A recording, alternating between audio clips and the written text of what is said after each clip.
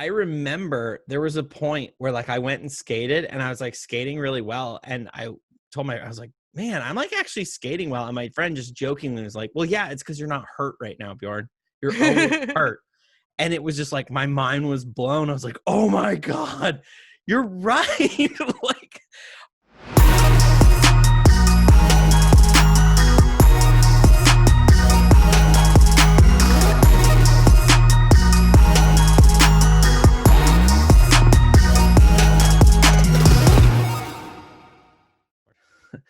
I've been in my house. I woke up late. I've been watching trash television, like just the worst of the worst. What's the worst of the worst? It's an MTV show. It's called I don't even remember what it's called, but it's basically Survivor, except it's like a dating Survivor, but it's not The Bachelor. It's a different version of it because nobody gets voted off. Oh, it's called like The Perfect Match. It's like where they've done all this, collected all this data, and they're like, oh, if we've decided that you have a perfect match, and if they can figure out who the perfect matches are, then they will give the entire group $1 million. Oh, so it's a group of like, there's like five dudes and 5 chicks, and 10 and 10. 10 of each. Yeah. 10 of each. And each one of them is a perfect match for another one, and they have to sort that out. Yeah. Throughout the course of the show. And if they do as a team, they all receive money, but only if they put in the teamwork and find the matches. Yes. And here's where it gets complicated, because they're like, ooh, you're my match. And they like hook up or whatever. And then they have this thing where they can vote to see if they are a match or not. And it only gives them yes or no. And, and it causes a lot of turmoil because these people are like, they're kind of falling for each other, and they're in that honeymoon But then phase. they're not the match. Yeah. And then the group votes on who goes to the like, I don't know, the love tunnel, whatever that's called. I don't even remember what it's called. The love tunnel. That's not what it's called. But like, God, it's just that stupid trap. I mean, it's just that like the symbol over and over. It's like, shh. And then they're in a tropical paradise, and it is complete garbage. And then of course, like the producers are definitely like messing with people's stuff, and then stirring things up, and they're all drinking, and so it's just a bunch of like college students drinking and yelling at each other.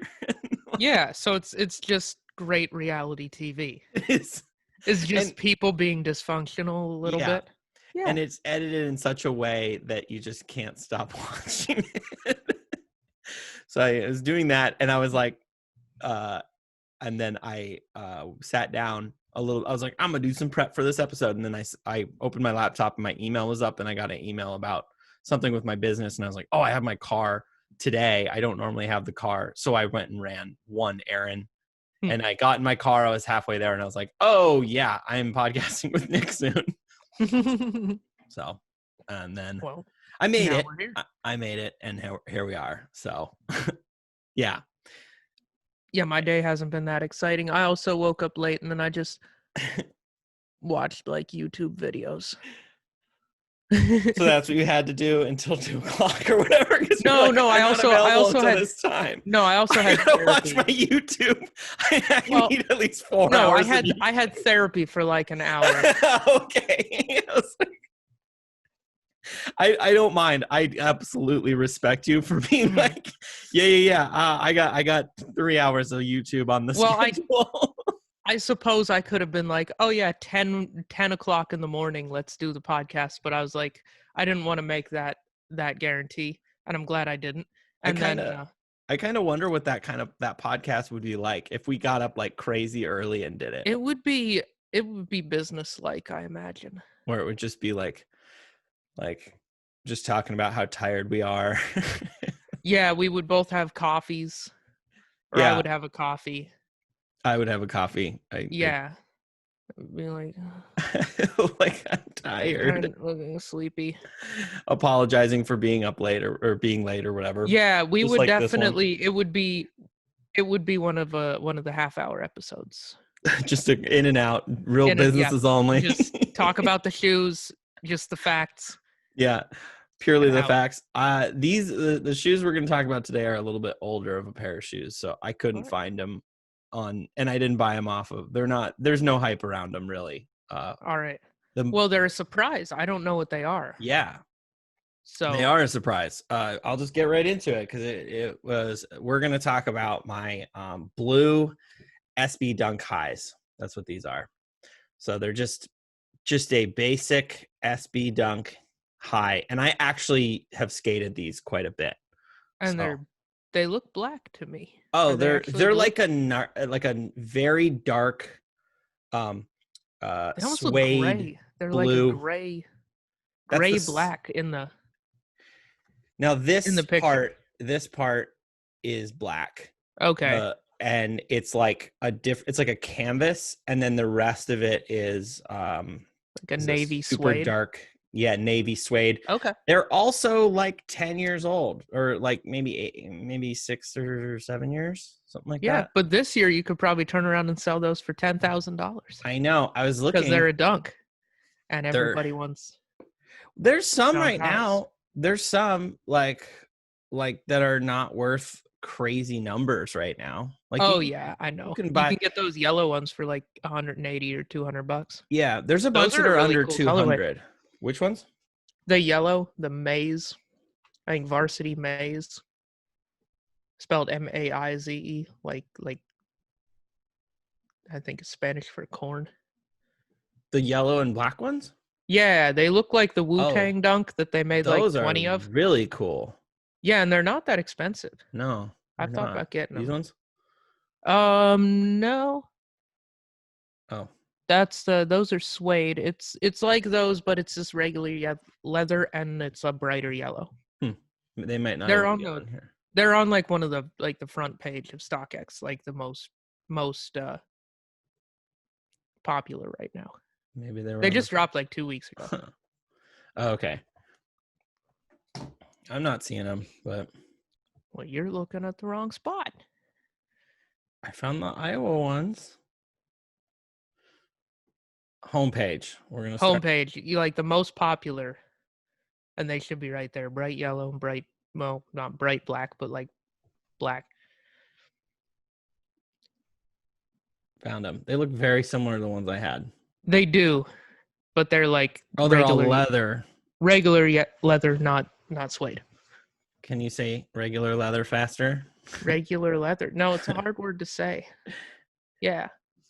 Yeah, they made like a pair of these like in the 90s called the Wu-Tang that had the little Wu-Tang W in the corner that was that exact colorway, but they only made like a few of them and they resell for like $1 zillion.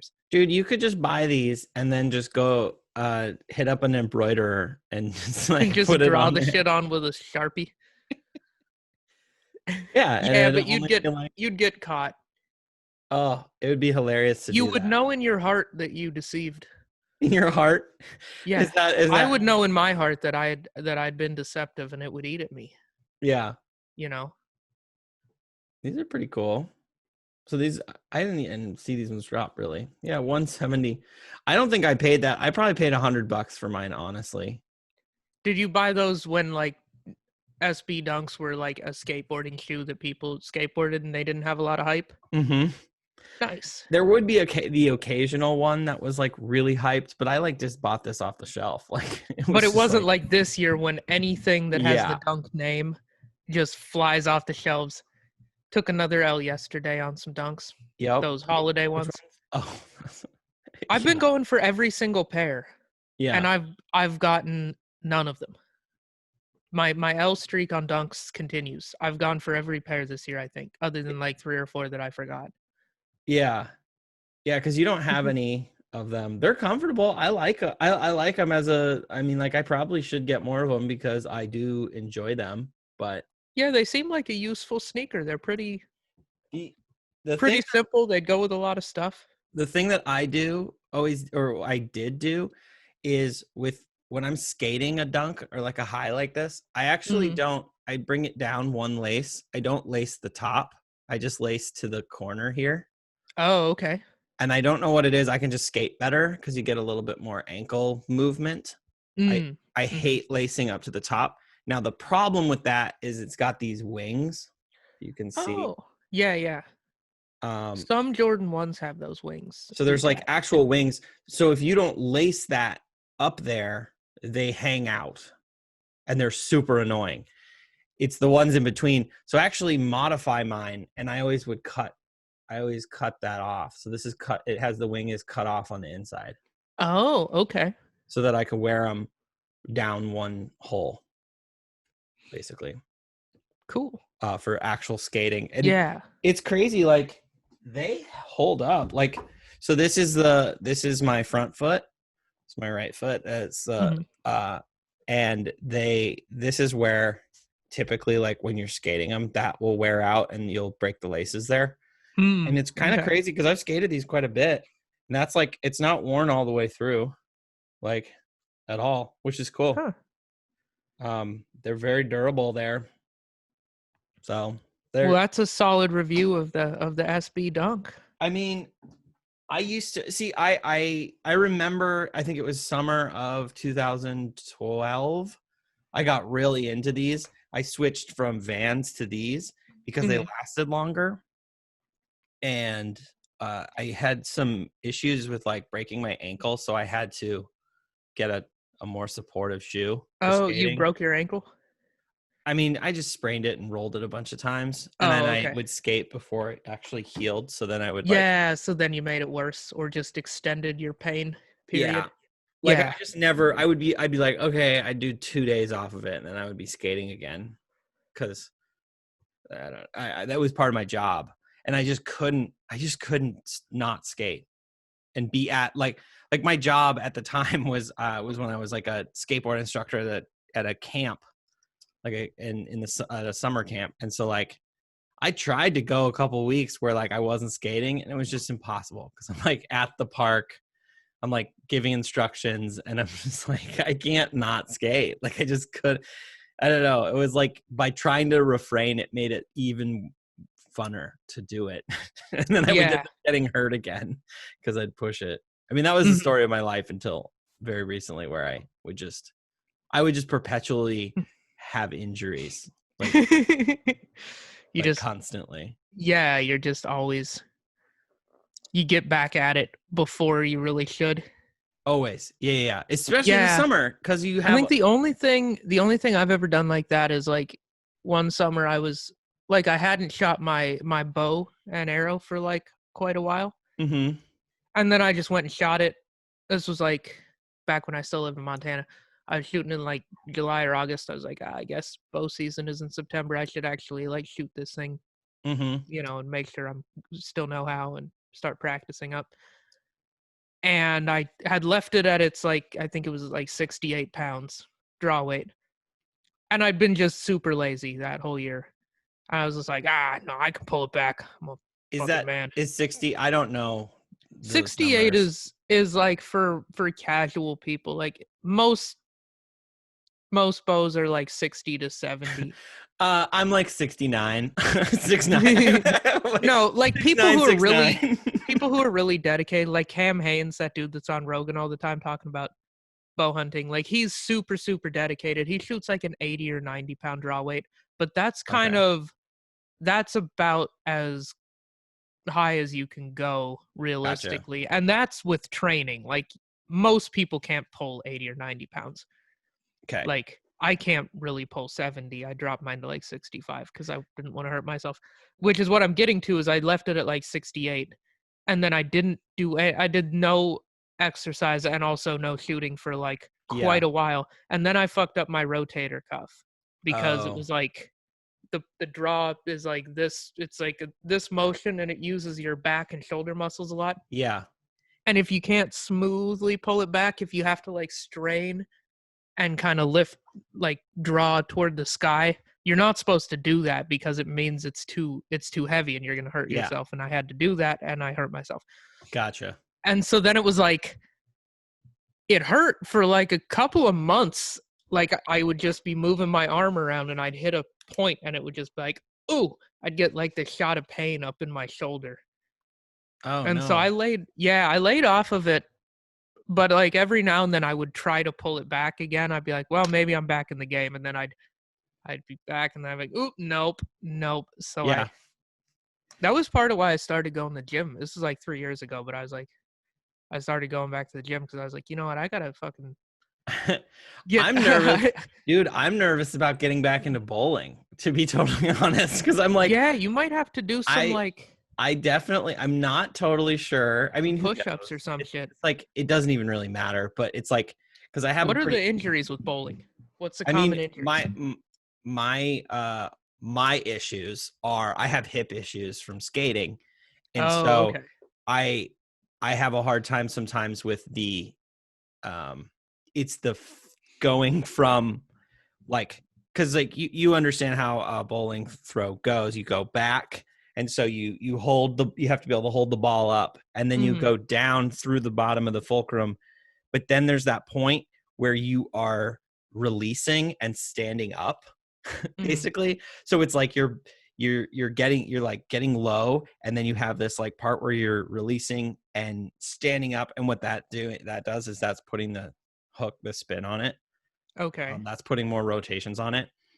And I haven't thrown a ball in a while, and I throw Mhm, a pretty heavy ball. I don't even remember what the weight is. I think 13 or 14 pounds is what I throw. Maybe. I don't even remember now. I think it's 14, but mhm. which is kind of a heavier ball. And Yeah, that's so probably the 70-pound draw weight of bowling balls. it's like Is it's that like, like the top end of what regular people do? dude, I'm so And out like of it. beyond that is like elite people?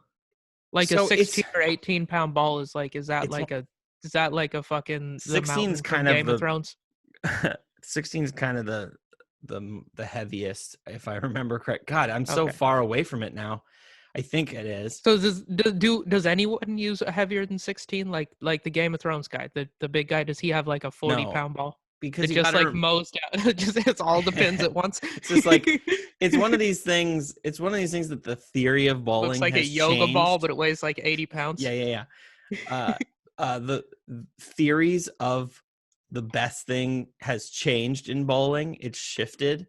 So Mm. a lighter ball you can control more, and then with the new coatings and stuff like that, there's the thing of you can actually throw a lighter ball. But it used to be Oh. thought as like, oh, every pin. God, I don't even know these weights anymore. It's like every pin is like 3 pounds or something. It's like 3.5 pounds or something like that. So you multiply it, and just the math of a 16-pound ball hitting that much is going to have more effect on the pins than like it'll have more Oh yeah, if like a just from a 16 physics pound, standpoint. yeah, just a higher mass hitting the equal Yeah, mass, you're gonna have a bigger, yeah, more energy gets transferred into the pin, so it's gonna exactly. fly faster and further. Yeah, but with these new coatings and things, there's actually what's called drive, where the ball starts to actually push forward, so Yeah, so that it makes that energy transfer more efficient. exactly. But even with those, you still, if you can throw the heavier ball accurately, you would still benefit.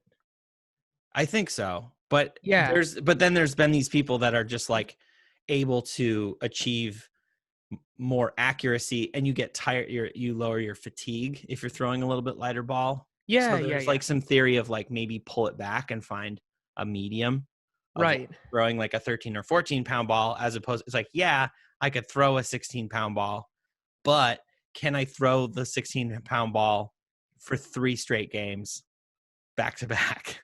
Yeah, The so this is a same. direct parallel between like what people like me shooting like 60 to 70 pounds. Yeah. That's like the top end for normal people. And then guys like Cam Haynes, who goes to the gym every day specifically training so that he can pull the 80 or 90-pound bow and shoot it a lot Yeah. accurately. He's given himself the edge. He's like the guy that would go to the gym every day Yeah. To in work order out. to be able to throw the 16-pound ball with the same accuracy that most Yeah. people can throw at 12. Right. Right. And the same like be able to he'll be able to do 3 or 4 games with the 16-pound ball. Right. Like that's the elite. So that's if you're way into bowling, then you should be in the gym doing kettlebell swings and shit so that you can throw that Right. 16-pound ball I for can eight throw a games straight. 16. Oh man. It's just I had that theory, and then like so I had like a little heavier ball, and then I've just enjoyed it more. I got a lighter Mhm. ball, and I can throw it Well, more. and you're not like in the World Premier League of Bowling or whatever the fuck it That's is. not my intention either. I don't know what's the pro bowlers called. I don't know. PBA is the Yeah, tour. you're not one of them. So like for you, it doesn't make sense for you to be pushing yourself to be able to throw Yeah. a 16-pound bowling ball. But for those guys, if you're like number 2 in the world and you want to be number 1, like you should be Right. doing deadlifts, Find and you things should be that give kettlebell you an swinging, edge. and you should work your way up. You should get an 18-pound ball.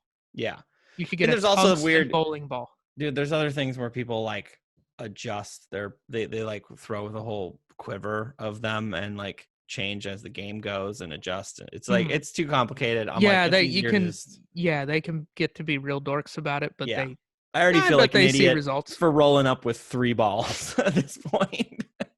I'm just Yeah, I like, mean, I don't like that yeah, even. but you're in a different league of people that bowl Yeah. compared to like people like me. I bowl like once a year, and I'm usually intoxicated at the time. Yeah.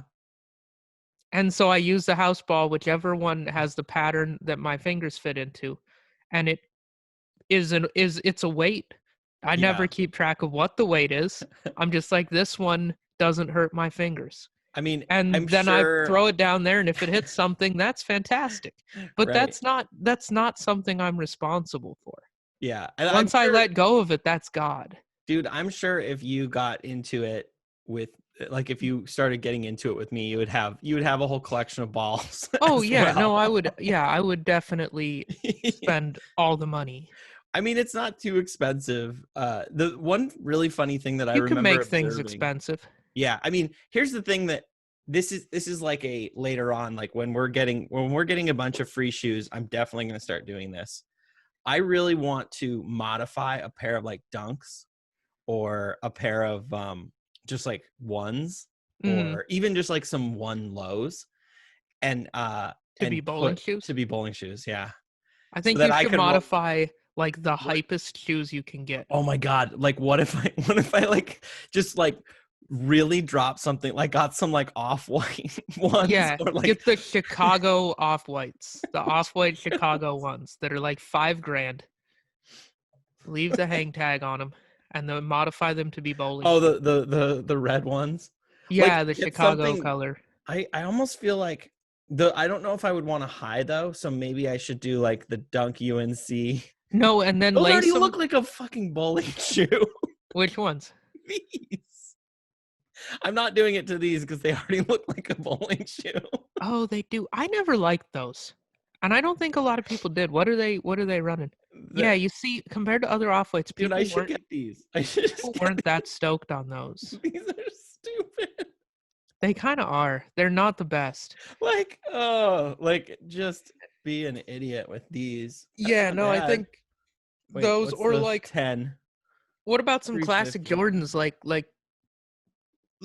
I like these ones a lot. I didn't even know about these. These are cool. Oh, really? I don't know how I missed those. Anyway, what were you gonna say? I think Which we ones? went. Did we go for those? I think I thought about going for those, and then I forgot because it was early. I don't think I went for those. But yeah, no, I like What? this idea when we have just sneakers at our disposal. Like, I want to take a pair of like pretty hype but pretty loud hype Mhm. sneakers and turn them into bowling shoes, The which would chunky be really donkey. easy. That's what you should God. make into bowling shoes. Get those Ben What and is Jerry's. what are those going for now? Jesus. Are those back up to $2,000? They were at $2,000 for a minute there, but then they dropped back to like 1,500, and then they've been climbing again, I think. Yeah, they're like 13. Really? 13.9. In our size? Yeah. They're only $13.90. What a deal! No, thank you. I'm not doing that. That's such a silly shoe. It is. There's no way. I just couldn't. I don't like it at all. I couldn't do that. I really don't either. That was one where like it was all hype, in my opinion. Yeah. That was all just the rarity and the fact that it looked so crazy, so you knew what it was. Mm-hmm. That was the whole reason, and is still the whole reason that shoe is expensive, in my opinion. I feel like the only way that I would wear it and be stoked on it is if everyone hated it. If it was like a universally hated sneaker, I would be like, that's why I kind of still want that Sync one, the SNK, whatever Adidas with the pony fur that like Oh literally yeah, everyone was just like, this is the stupidest shoe. that And I was just, the green fluffy shoe. Yeah, yeah, it was horrible. Yeah, you as should get it. everyone was hating on it, I was like, I'm kind of wanting this shoe now. Cause like there is something, it's almost like it's like if you go to the craps table and you just start playing the not pass line, which means you are betting against everybody winning and it's the same odds and you're just an asshole and nobody likes you. And it's the best feeling in the world when someone shows up to the table and you're rolling and you're hitting and everyone's winning and that asshole over there that's betting against you is just losing all his goddamn money. Mm-hmm.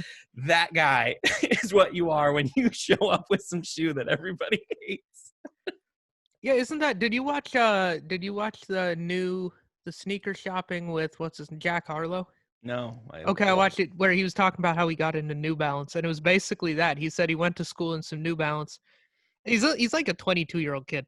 Okay. Anyway, he's a good rapper. His new album is actually pretty awesome. I just listened to it front to back yesterday, and I listened to it twice, and I was like, oh, this album is dope. Anyway, shout out to him. And he got into New Balance because he said he was in like high school, you know, he went to school in New Balances, and people were clowning him, and he's like, oh, I'm just gonna wear these now. Like, it's like nobody else because he was in I think Louisville, Kentucky is where he's from.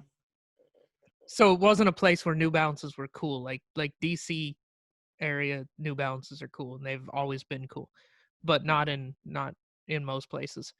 And so he was like, you know, people were like, what are those? Those are trash, you know, you're lame or whatever. You know, hot sick burns like I just came up with. And yeah, so he was just like, okay, fuck you. I'm gonna just wear New Balances now.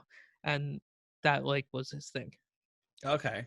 And then it was perfect because now New Balances are big, and he's got like a big sneaker deal with them. And really, yeah, and he's just like he always wears New Balances, and it's kind of like his. I'm starting to feel like it's kind of that's something I enjoy about sneaker culture is that it does shift that way, and you can find things where like these. I mean, these were cool, but they were actually kind of not that cool when I got them.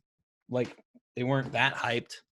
Like for example, the ones we're talking about today, these ones, but now they are. Like it's so crazy. Like if these dropped today, literally today, they would sell it. Like we wouldn't even be able to get our hands on them, which is what makes it so hard for me to buy a lot of these because my brain is still there. Because you remember buying them like just at a fucking shoe store. Yeah, and not caring that like one of them is worn. All the reason I can't wear these is that and we live in Portland, Oregon.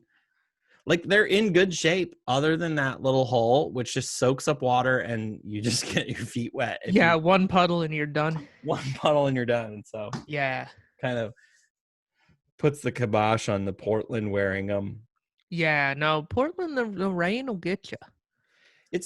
Rain will get you. I'm gonna go back to something that we were talking about. You were talking about the bow, pulling the bow back, and like as an adult, it's such an interesting thing to me as an adult switching to that. So like I've experienced that a ton with skateboarding, where there was a moment. I think it was like after I pretty much when I got into stand up and I started doing stand up all the time, and so I just was like, I was done with college. I was like working a job, doing stand up. That is it. I would skate occasionally. Like I would just skate around, but it wasn't, I had moved to Minneapolis. There wasn't a skate park that I loved that was near my house or even far from my house. There just wasn't that much skating that I liked there. So I pretty much just accidentally quit skating. And, and I remember there was a point where like I went and skated and I was like skating really well. And I was like, man, I'm like actually skating well. And my friend just jokingly was like, well, yeah, it's because you're not hurt right now, Bjorn. You're always hurt. And it was just like, my mind was blown. I was like, oh my God, you're right. Like, this is the first time I've like ever skated in my whole life where I wasn't like babying some injury of some, like, so I was always, because I was always hurt. I was always hurt. because my theory on skating growing up was I would skate until I got hurt. That would be the only reason to stop, is if I physically could not. That would be most sessions. Which is probably why you got good. Exactly. That's how Like, you get that's the good. level of dedication you need to get good at something, really. Well, it's all about getting yourself out of your comfort zone constantly. Yeah. And with something physical like skating, you're going to get hurt when you do that. Like, that's pretty much what happens when you put yourself out of your comfort zone. And I suppose with comedy, that could be the case. Like, if you're just pushing all the boundaries so much that somebody punches you in the head. But you could, but it's unlikely. Yeah, more than likely, you're just eventually just going to bomb really hard because you pushed too far or something. I don't know. Yeah. It's or more you just burn out because you're doing too many mics. It's something I like about stand-up is it's almost, I almost think about it, it's like almost like inflating a balloon or something like that, because then your new comfort zone is bigger. And then you gotta push it, and you're just like outside of that comfort zone, and then your body just adjusts to the new comfort zone, and you just progress better and better, and you almost don't even feel like you're getting the risk of physical injury is lower with stand-up. And that's what I loved about it. I was like, whoa, this is crazy. Like, yeah, I can be like emotionally. The emotional injuries are plentiful. Just like, oh boy, whoo, failure is apparent. It is. But I guess that's what it is you just like try crazier and wilder shit and bomb harder and harder until like you don't give a fuck at all. Yeah. That's kind of the parallel? Yeah, it is. And it's just being brave on stage and being able to like fail. Yeah, some of the parts with skating, this happened to me in snowboarding, and then it started to happen in snow skating, and it happened in skating a little bit. But you get to a certain level in which that pushing outside your comfort zone is pretty bananas. Like it's starting to get, like, I remember in snowboarding in high school when I was basically at the height of my snowboarding before I kind of switched gears and focused on snow skating and stuff. It was like my junior, maybe my sophomore year of high school. I was to this level where I was starting to do more flips. I was starting to do more big stuff. And like, it was fun. So pushing out of your comfort zone there is you're going off like a big kicker. You're 20 feet in the air and then you land on your head. Right. So that's not good. At first, it's like a single backflip. You can go over like probably, 15-foot table, a small tabletop. You can do a single backflip. But when you're trying to do like, when you're doing, once you're like 720 on your spin, like, so a 360 or a backflip, a single backflip or a 360, you can pretty much do that on the ground. Like, not a backflip, I guess. I had a friend that could do that though. I've seen people do backflips off of like small, like a mogul, like really small jumps. Yeah, you can if do you're that. Good at it. And it's almost, I've like literally that more. Never attempted a flip on Really? skis. I was not a park skier. Like I was tried a park 180. I tried to do a 180 and I ate shit doing that. And I was like, I hate being bad at things. I'm good at like the big mountainside skiing. Fuck this. Remember when you collected all of my stuff when I did a 180 on my skis? Yeah, exactly. I did that like once, and I said, you know, got I my don't skis enjoy this. And my hat and my goggles for me. I like the idea of being good at it, but I didn't like all the buildup of sucking at it. And so I was like, you know what? I'll just shit on that and make fun of it and say it's less valuable than what I do, and then just enjoy big mountain skiing. Because I didn't like failure. And so I never even attempted a 360. Okay, so I was able to get past that 360 flip, single, like smaller things. Like I was able to get to that zone. But then when I just remember when I was like, so for like learning a 360, you could do that on your skis off of a very small jump. And then you could take it to a big jump. So you could learn the trick on a small jump, take it to a big jump. Backflip, you needed a medium-sized jump to learn it. And then you could take it to a big jump. And that was okay. But then the next things that I was doing, like once I started doing like 7s and 9s, like 900s and stuff, where you're doing like, you have to learn that on a big jump. Like there is no spinning small like a helicopter jump. up there. Yeah. And Yeah, so you need it, space to rotate a few times yeah. in the air. And I had a few really big falls that just made that way scarier. So like a Where fall you on like did a like small 360, you were like trying to do 3 spins and you did 2.5 and then you hit the ground sideways or some shit like that. nope, it was Oh. more my takeoff was weird and I didn't land on the landing. I landed like way off the landing. Like Oh. like I pre-spun too much into the lip, got too excited, pre-spun, Mm. caught my or I pre-spun, caught my edge, and then went just wherever I was gonna go. But like keeping your takeoff straight, like hitting a big jump that was like narrow, and then like Mm. but coming off of it slightly weird, and then Okay. totally missing the landing. Those were my Mhm. big injuries, or when I Oh, okay. completely missed the landing. Did you ever like break or, stuff doing that? or Like really overshoot badly it. hurt yourself doing that? No, I never did. I mean, I did.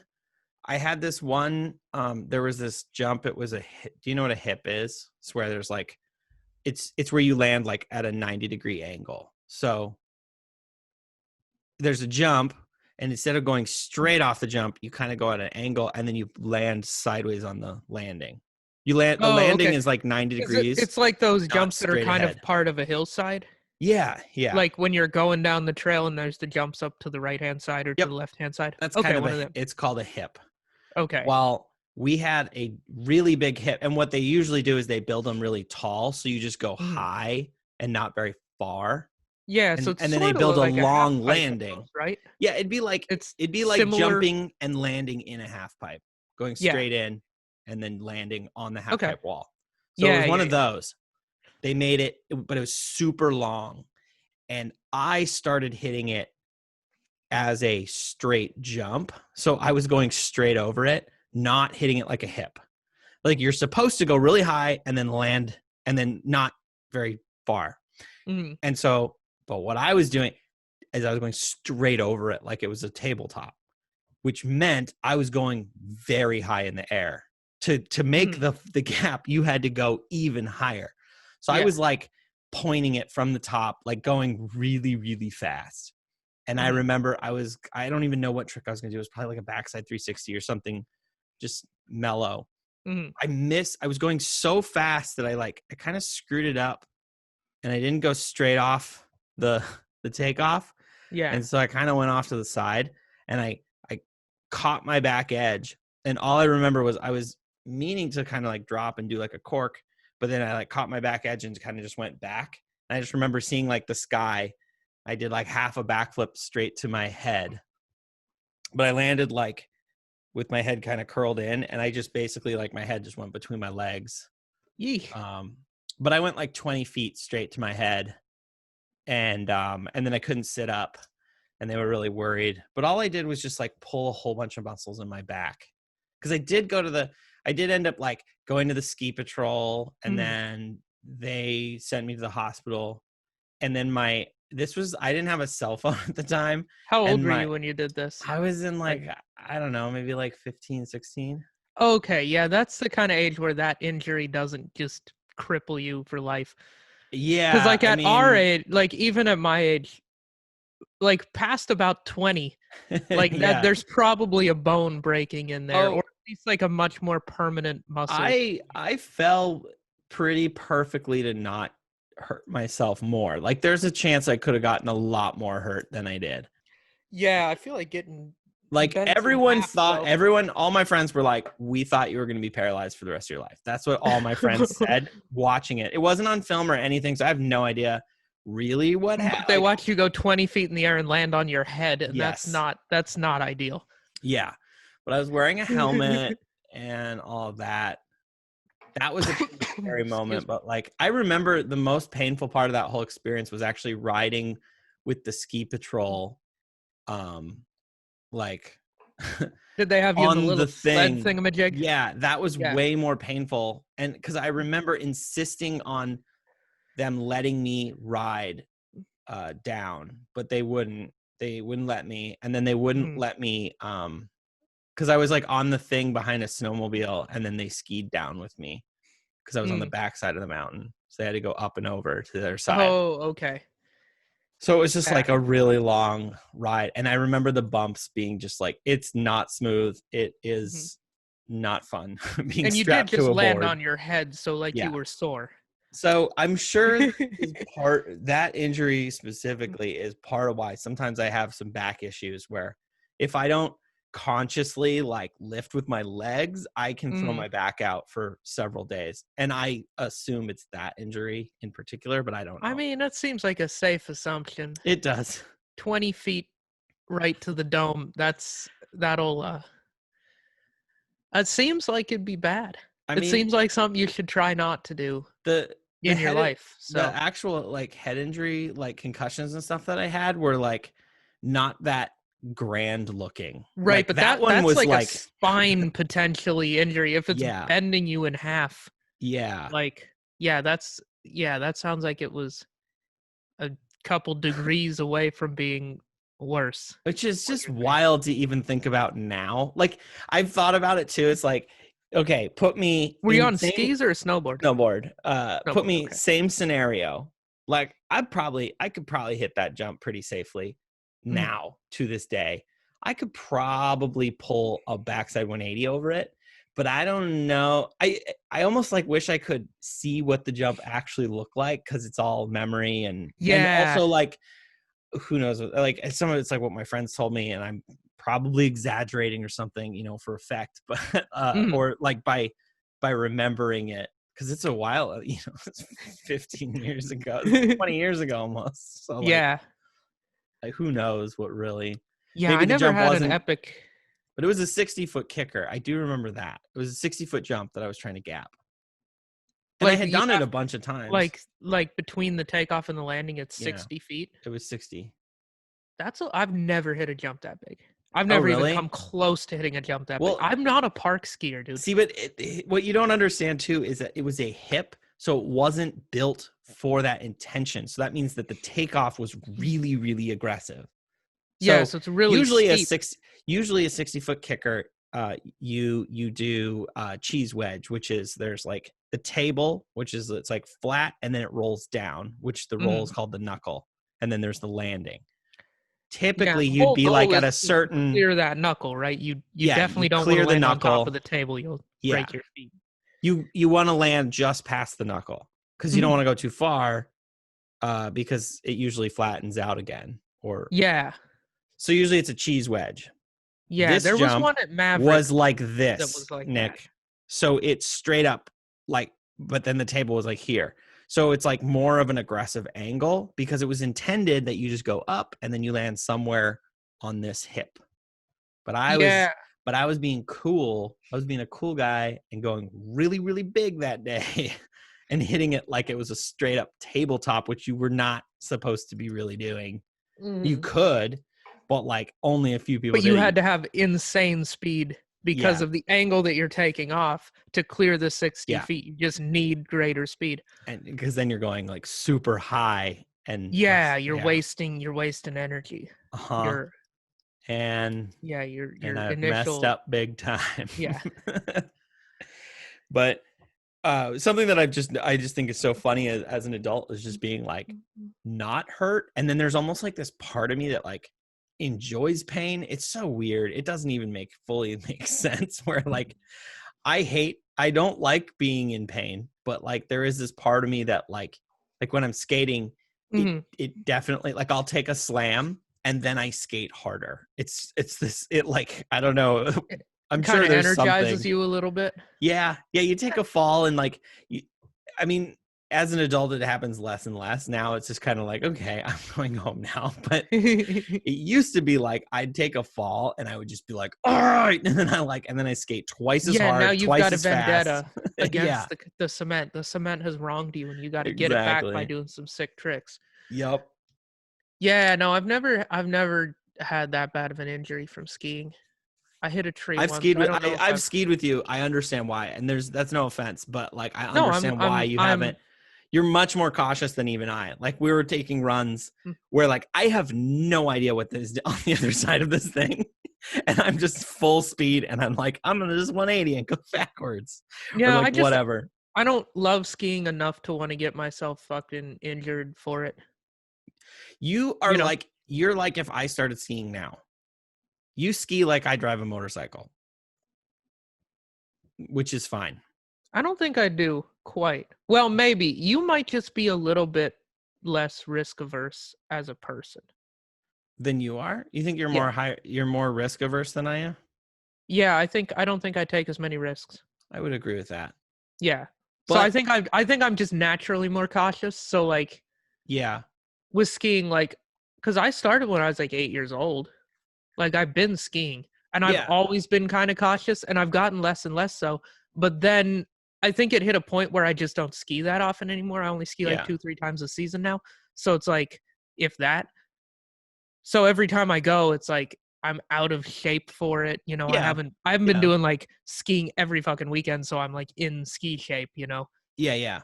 and just practicing. So it's like I know that I can't I can't just like go hard every time I go because Yeah. there's just like room for error, and it's Right. like, you know, but I feel like I'm not. I don't Like feel like I'm a cautious skier. I feel like I'm like a mid-level. Like I like to have fun. I don't like pizza wedge my ass down the fucking mountain no, every I agree.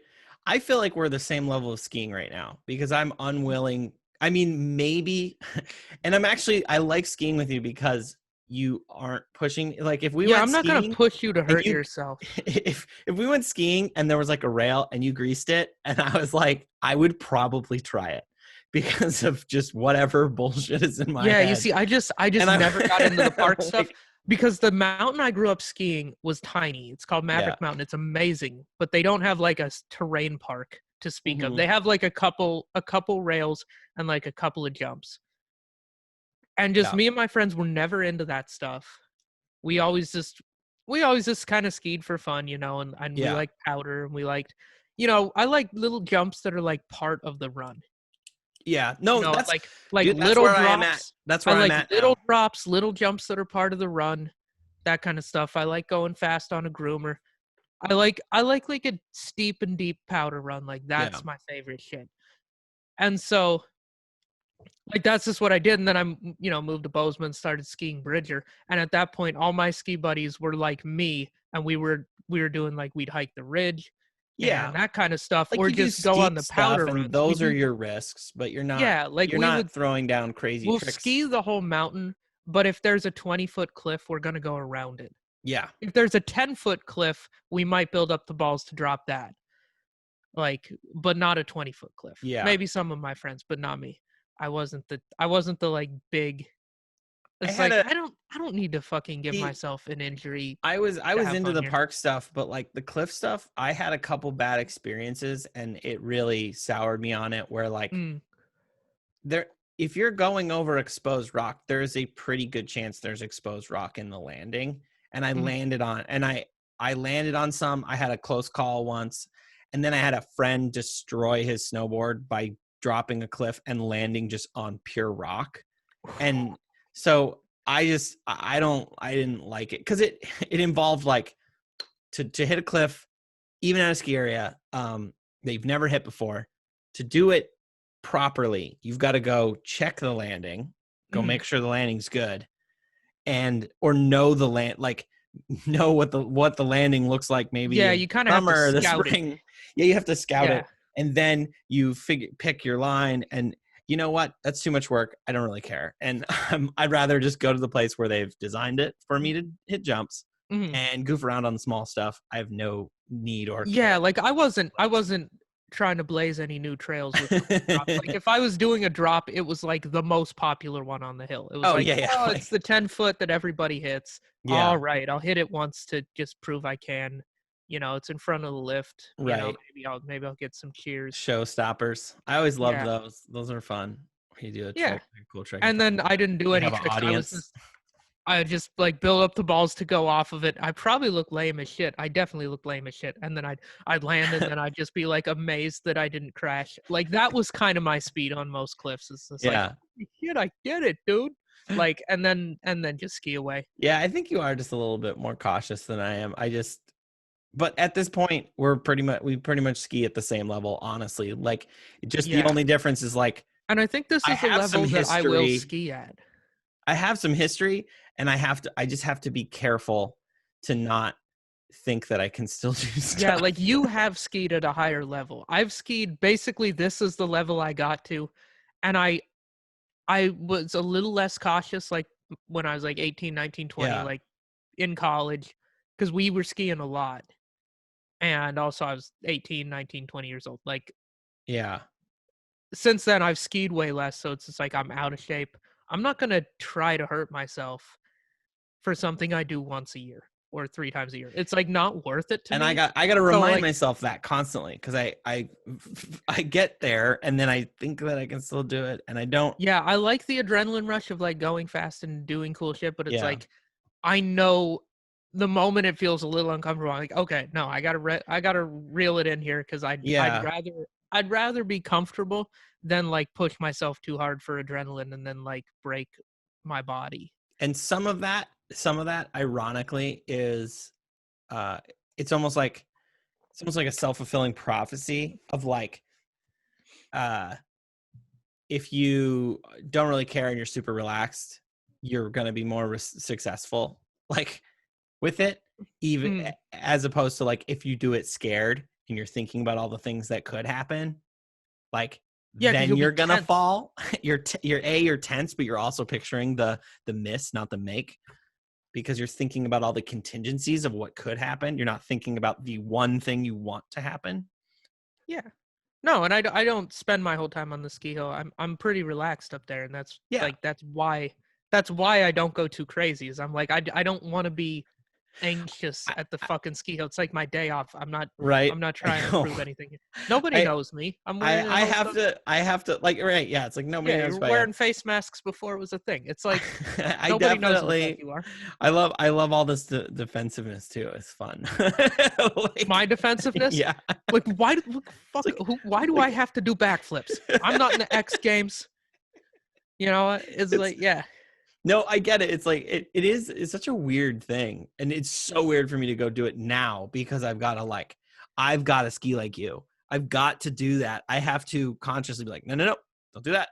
Or like, maybe think about it just a little bit more, like, because like I'll start having fun and just get and pushing it, and then I'm like, and it doesn't. It happened to me at the skate park this summer with David. We went to the skate park, and like we'd been there all afternoon, and I'd been doing all these tricks, and then like I was like doing some goofy trick that I'd already done, and I slammed so hard, like so hard that I didn't even put my hands out. I wasn't expecting to fall. I was like, I remember hitting the pavement confused, like, what?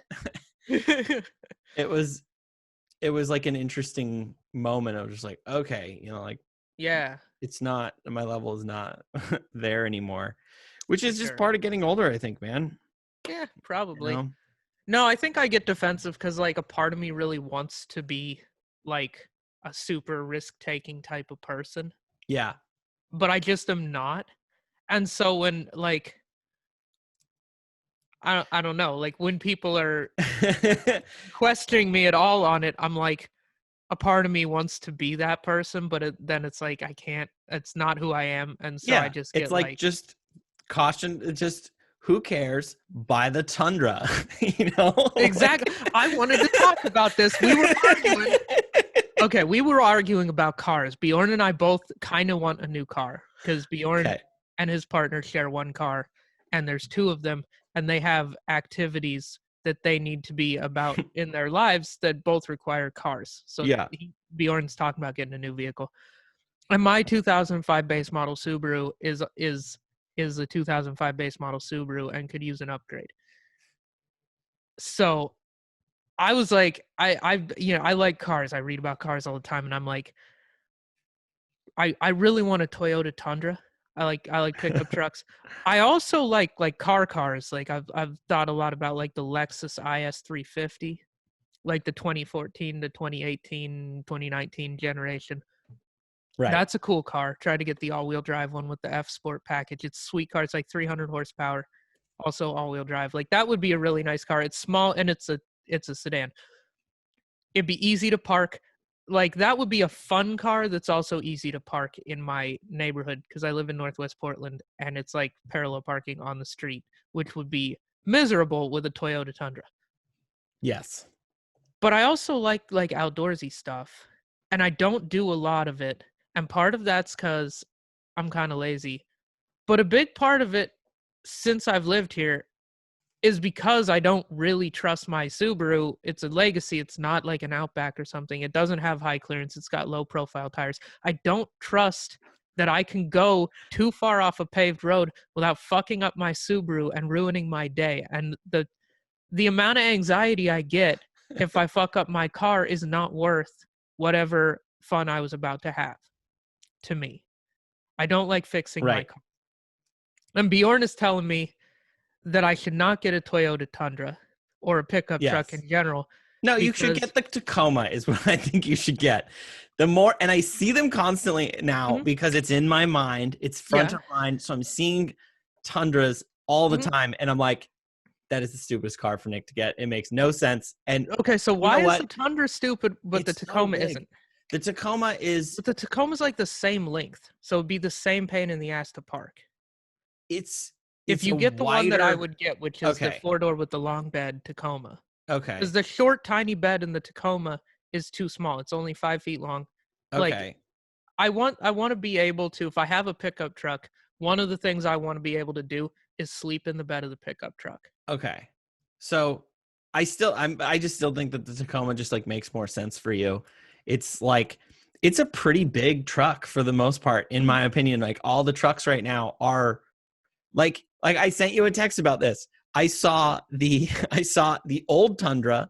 It is the Yeah. size of the new Tacoma. No, the first gen Tundra is slightly bigger than the new Tacoma, but It's only a little bit. like visually it's about the same. It just feels like it's a big car. The And Tundra, something is, if you get a new truck, you are not going to want to fuck it up. You're going to do the same. I think you're going to do the same thing you're I doing with wouldn't your do the same car. thing. No, I Because wouldn't do the I same. had that with, well, I guess but my truck was super old. So I didn't give a fuck about any of it. And I Right, didn't care like about my sedan because I had a sedan like yours and I took it places it shouldn't have gone all the time. I basically took it off roading and I got it high centered multiple times. I high centered it on like double track where I was like, whoops, I shouldn't have taken my low profile Volvo on this, where we had to like push it out.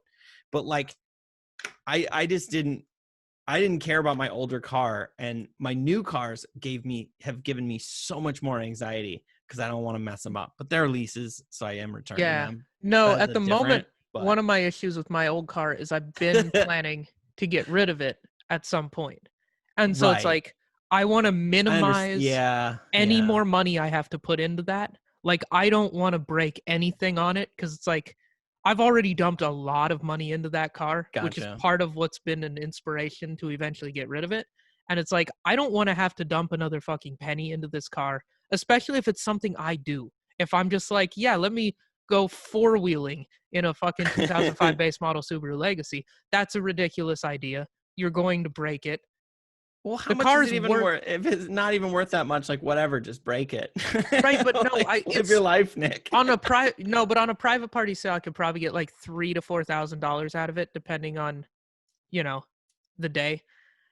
And like that's enough To that not like baby, in my opinion. I still what? wouldn't baby that. I wouldn't be babying that. I wouldn't even care. I feel like whatever. It's No, worth that's like a 3,000. That's yeah, but that's whatever. like a decent extra amount of money to have as a That's down true. payment. You And know, it's like probably that brings my $10,000 to $13,000 or $14,000, which makes a big dent in right. the total It is loan. probably very apparent of why every car that I've ever I've driven a lot of cars just into the ground. Been like, yep, I'm the final owner. Like there's definitely not another owner after this. Who Yeah. cares? Which is whatever, versus Mm. like my newer cars. I've been just like, ugh, don't I get very No, upset here's with scratches and what stuff. really keeps like encouraging me to get a pickup is my dad has an old Tacoma, and we are coming back to Tacoma, but like when I Mhm. go home to Montana, just driving up like shitty roads with the Tacoma, Yeah. who gives a fuck? You can drive over anything, and I'm like, pickup trucks are the shit. I want a pickup truck, Yeah. but Well, we the both live in the city. Tacoma I think has always felt limiting. because of how like Really? it's small and it doesn't have a lot of power. And I it's guess like, I've never driven I've never driven a big truck as like my main car. It's always been mhm. small trucks, and I've had no problems with that stuff, I don't know. honestly. Dad and I have just, But you know, especially my dad, like he's got a little camper that occasionally he likes to trailer and stuff. okay. And it's one of those things that like you get the big pickup, it's easy to grow into it. But if you get like a really small pickup truck and then like your life changes and you're like, oh, I have this camper that I want to trailer.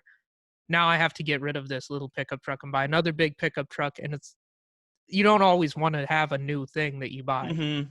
So the Tundra is like, you're not going to grow out of that. Yeah. Or I'm not going to grow out of that. The only thing that would grow out of that is it gets 13 miles to the gallon, which is not very many miles on a No, gallon. but the Tacoma only gets a little bit better, not by Yeah, much. that's the thing. It's like 3 more Where miles it's to the just like gallon it's for a almost like, way well, smaller. you might, yeah. But Yeah. and then there's the actual cost of the car, and then the tires are more things like that too. Nah, tires between a Tundra and a Tacoma are about the About the same. same. Yeah, you're Yeah, probably those right. big They're mud definitely more off-road for tires than cost a a fuckload car. anyway. Yeah. They're more than a car because I remember that being like, whoa, this is a lot more to get these Yeah. tires. And they both hold their value really well. Yeah, they do. Like they're both cars that in 10 or 15 years I can still get 15 or $20,000 out of unless I like Yeah, literally wrap it around a bridge abutment or right. something. Like I'm gonna try. We should. I should have brought this up earlier, but because I'm gonna try and wrap up. But no, it's okay. We can go into I OT over here. think I think that uh what you got to figure out is just like, okay, what are you going to do for the next 5 years? Like, what are you realistically going to be doing the most? And so in my case, I was like, I don't think, like, I don't go skiing that much. I don't go do outdoorsy stuff that much. I Mhm. probably should just get a car. It irks me. It's hard, but I feel like the amount of times I need a truck is so low. And so it's just like, I should probably go with a practical car instead of a truck for my case Mhm. in particular. Yeah, Like, because cause you were thinking about a truck too. You were thinking about the yeah, Ranger and you were thinking about the Tacoma. I was looking at those, which I like both of those, Mhm. but for the way cause I was talking with my sister too about this. Cause like she's thinking about getting like a 4-wheel drive car. And I'm just like, don't, she's not even planning on staying in Montana that much longer. So it's just like, what's the point if you're just going to go move back to California anyways? Just keep the car. Like, Oh, it's like, that's what she was talking about, that Hyundai. She was gonna drop that and yeah, get like a Subaru or a something with all-wheel drive. yeah. She doesn't like Subarus, but basically she wants a That's Subaru. fair. Yeah. Like, She wants a Subaru that isn't a Subaru. yeah. So That's she's looking completely at fair. 4-wheel Subaru drive, builds a great non-Subarus. all-wheel drive system and half-asses the rest of the car around that It's all-wheel just, drive it's system. just, that was when I was looking at my car, I was looking at Subarus for like a minute and I drove one and I was just like, this is more expensive and it just feels like plastic garbage in here. Like they hadn't Is. updated stuff on like the interior was just like, it was just Yeah. boring and gross and felt like cheap plastic that I was going to chip by like sneezing, Mhm. like I was just And they like, all, here's the thing, Subaru uses that stupid CVT transmission in yeah, every one of their cars except for a stick shift. Like yeah. that CVT it's dumb, it's not good, it's lame, it's boring. I've had so many And Subarus and I like them, but well, my man, Subaru, I like the way it drives, but I don't like that last year I had to spend $4,000 to get the head gaskets done, which is yeah. like every Subaru has this problem. There's like it's got a bunch of quirks that cost money. You know, It's it's weird, like annoying. Portland. Yeah, it's quirky and fun like Portland, and then it Like Portland costs is. you $4,000 on a random day in August. All right, we should probably wrap up. We're going a bit long today. Uh, What do you think with these ones? with those shoes, What you got for me? oh, what do I have for you? You got something? Yeah, let's see. If somebody chose to get the Toyota Tundra instead of Tacoma, Okay. and then they're driving drunk, and so for some reason they're driving like 80 miles an hour through your parking lot, and because they got the Tundra, and they run it right into your apartment building. Okay. Because it's not the Tacoma, it's the Tundra. It just like a bowling ball, it crashes its giant mass right through the building, Okay. and those shoes fall through the floor and then into the Toyota Tundra, like right, they hit it Yeah. and they get torn up in the tires. And Would I then as part replace of this massive settlement, these are the only shoes that get destroyed for some reason. Yeah, none of my You other and ones. Jody are safe somehow. It's a very bizarre car accident. Would I Anyhow, replace these get these? destroyed in a car accident with a Toyota Tundra. Yeah, you know what? I kind of want to get another pair of these. I really like them. I would get another pair. I probably won't skate them though. Like I probably won't skate them this time. Now the dunks are super expensive and sought Yeah. after. Like you're gonna baby them a little more. I might baby them just a little bit more. I mean, but they've held up like I feel amazingly. like skating them is still like a bigger flex than babying them. Yeah. Like now that they're worth so much, skating them is an even bigger flex. Oh yeah, I saw a whole bunch of people skating like the dunks, the chunky dunkies and stuff like that. Yeah, they've been skating all the hyped ones this year. All the or hyped like SPs. burning the fuzzy ones, the bear ones or whatever. The Grateful Dead. Yeah. All right, I think that's going to do it for this episode, everybody. Thank you so much for watching. Please like and subscribe. Follow us on YouTube, Spotify, Apple Podcasts, all the places you get your podcasts. We have new episodes every Wednesday, and then we also have an Instagram account, Size 10 Pod on Instagram. It's so go ahead. Size 10 Podcast. At Size 10 Podcast on Instagram. Please follow us. Check that out. We show pictures and whatnot. All right. Pictures of the shoes. Yeah, pictures and stuff, like Instagram stuff, dude. Like Instagram hashtags. Does. We show hashtags stories on there, dude. We tell so many stories. DMs, get in the DMs, Slide in the DMs. Is there all a shoe that we need to get? Instagram stuff. We're influencers. Yeah. All right. Bye, everybody.